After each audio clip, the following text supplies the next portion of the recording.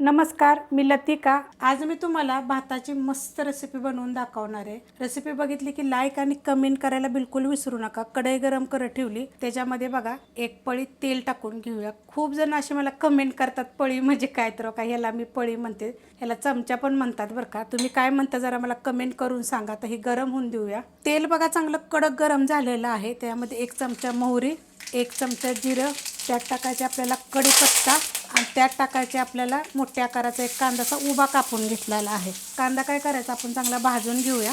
कांदा बघा भाजलेला आहे, आपल्याला एकदम लाल भडक असा करायचा नाहीये। त्यात टाकणार आहे मी 2 सुकलेल्या मिरच्या लालवाल्या आणि त्यात टाकायचे आपल्याला 1 चमचा आलं लसूण आणि 1 हिरवी मिरची। जी हिरवी मिरची जी टाकली ना ती तिखटवाली टाकलेली आहे। आता तुमच्या तिखटाप्रमाणे टाका। 1 मिनिटभर आपण परतून घेऊया। मस्त असं परतून घेतलेलं आहे। त्यात टाकायचं आपल्याला थोडीशी हळद, हलवून घेऊया आणि त्यात टाकायचं आपल्याला एक छोट्या आकाराचं टोमॅटो आणि हे पण आपल्याला 1 मिनिटभर फक्त परतून घ्यायचं। मस्त असं बघा मी परतून घेतलेलं आहे। त्यात टाकायचे आपल्याला चवीप्रमाणे मीठ, कारण भाताला पण आपल्याला मीठ असतं हे लक्षात ठेवून मीठ टाका तुम्ही। त्याच्यामध्ये टाकणारे 2 वांगी बघा मी कापून पाण्यामध्ये ठेवली होती, ती नितळून घेतलेली आहे। तर ह्याला आपण पहिलं परतून घेऊया 1 मिनिटभर। वांगी टाकल्यानंतर बघा मी असं परतून घेतलेलं आहे। आता ह्याच्यामध्ये टाकणारे फ्रोझन वाटाणे अर्धी वाटी घेतलेले आहेत, म्हणजे मुठीने 1 मुठभर आणि मोठ्या आकाराची 2 वांगी। आता ह्याला पण आपण 1 मिनिटभर परतून घेऊया। मस्त असं मी परतून घेतलेलं आहे। तुम्हाला हवा असेल तर तुम्ही ह्याच्यामध्ये 1 बटाटा पण टाकू शकता, साल काढायची आणि बारीक कापायचं। ह्याच्यावर ठेवणारे 1-2 मिनिटासाठी झाकण, एक वाफ काढायची फक्त। झाकण काढून घेऊया आपण आणि मिक्स करून घेऊया।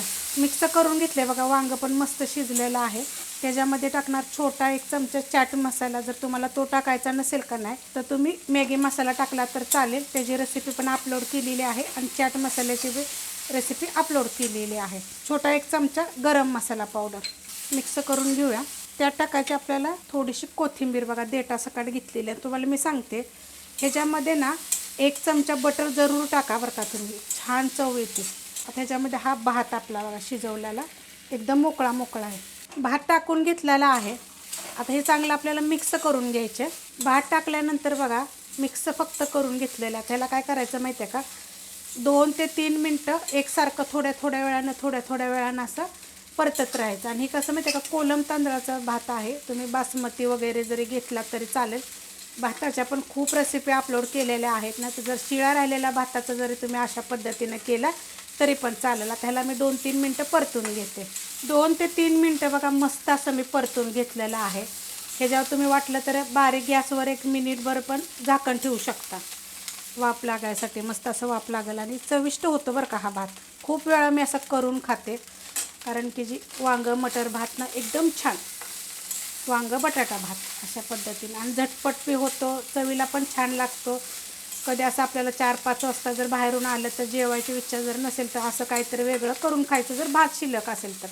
आणि शिळ्या भातातच नाही, तुम्ही ताज्या भाताचं पण असं करून खा, एकदम मस्त लागेल। रेसिपी आवडली तर लाईक करा, सबस्क्राईब करा, कमेंट करा आणि शेअर बी करा।